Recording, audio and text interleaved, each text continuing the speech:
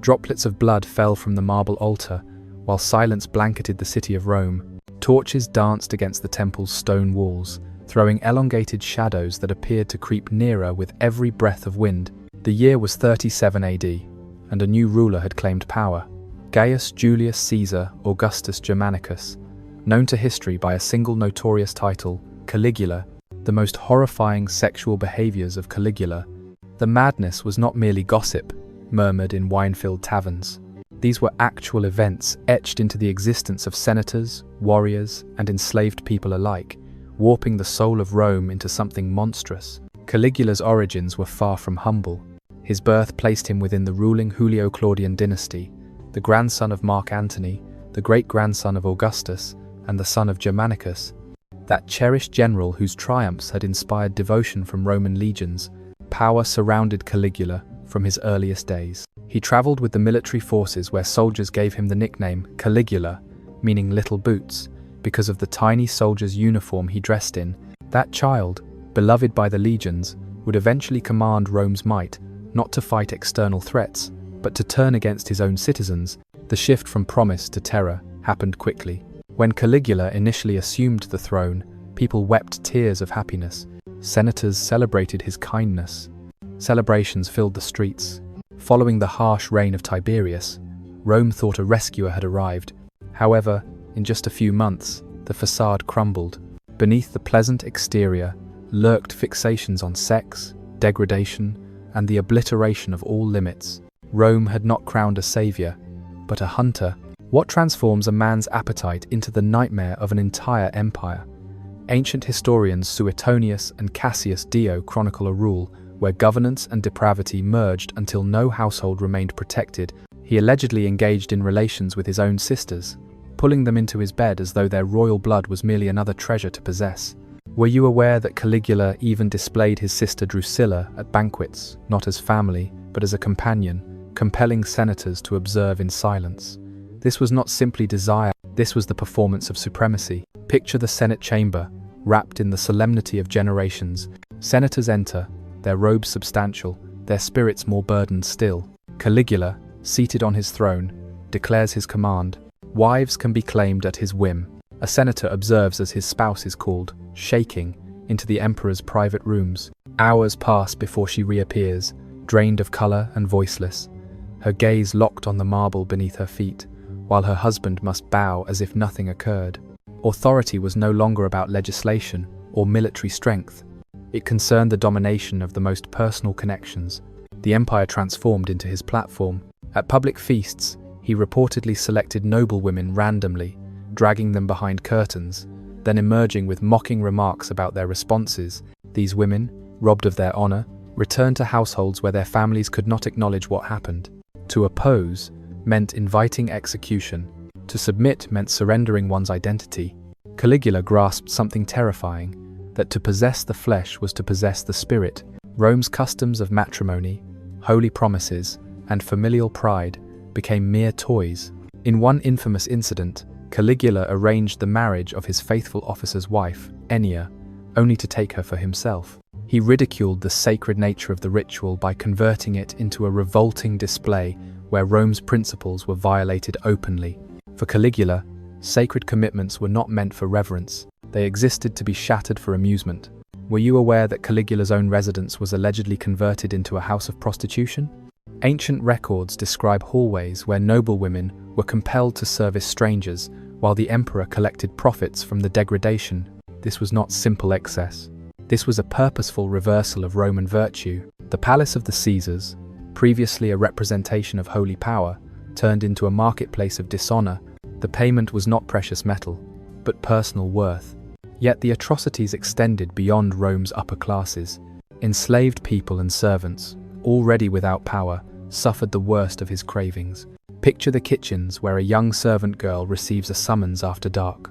She enters chambers thick with fragrance. The emperor waits, his stare filled with malice. She understands that fighting back means agony. She understands that yielding means permanent silence. Neither option preserves her humanity. Caligula's depravities were not concealed in darkness. They were displayed openly. Public degradation became official practice. At gladiatorial contests, He occasionally commanded the wives of aristocrats to sit near him, then issued whispered commands that reduced them to instruments of his craving. Rome's masses shouted for violence in the arena, but in the emperor's viewing area, lives were being destroyed in more subtle, more crushing ways. Why did Rome tolerate it? Dread. Terror muzzled every voice. The Praetorian Guard, sworn to defend the emperor, followed his commands. Senators, stripped of authority, bowed more deeply with each affront. The citizens who had once welcomed him as a deliverer now spoke only in darkness. Rome had fashioned an emperor with divine authority, and in Caligula, divinity had become horrifying. Think about the emotional devastation. A mother witnesses her daughter being taken into the palace, never able to speak again of what transpired within. A husband suppresses his fury as he bows before the man who assaulted his wife. A sister, stripped of selfhood, is paraded as both relative and paramour. These were not random occurrences. They formed the framework of Caligula's rule. Were you aware that Caligula proclaimed himself a living deity, demanding reverence even as his offenses multiplied? Temples echoed with prayers forced from frightened lips, while behind locked doors, those same worshippers suffered his most personal torments. Faith itself became another instrument of humiliation. To deny worship meant betrayal. To engage meant feeding the madness. Rome's marble structures could not hold back the odor of terror. Warriors, senators, nobles, and enslaved people all existed under one reality. No limit existed that Caligula would not violate. The principles of kinship, the holiness of marriage, the privacy of the body, everything collapsed under his attention. Still, behind the terror, uncertainties remained. How could a man nurtured in the center of Rome, offspring of its most adored general, fall into such insanity? Was it mental illness? Was it the corruption of total authority? Or was Rome itself responsible for granting holy power to a mortal who understood divinity only through brutality? The banquet tables stayed laden with delicacies, the arenas thundered with entertainment, and the palaces sparkled with marble. Yet underneath the splendor, Rome had transformed into a prison. Every chuckle at Caligula's humor was compelled, every celebration was empty.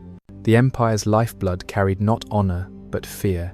This marked the start of a rule where authority became impossible to separate from depravity, and where the emperor's bedroom inspired more fear than the combat field.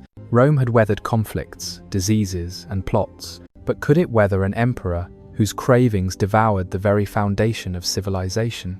The resolution would arrive, but first, Rome had to persist, and the empire would discover in the most personal and devastating manner that sometimes the most lethal weapon is not the blade, but appetite released without limitation.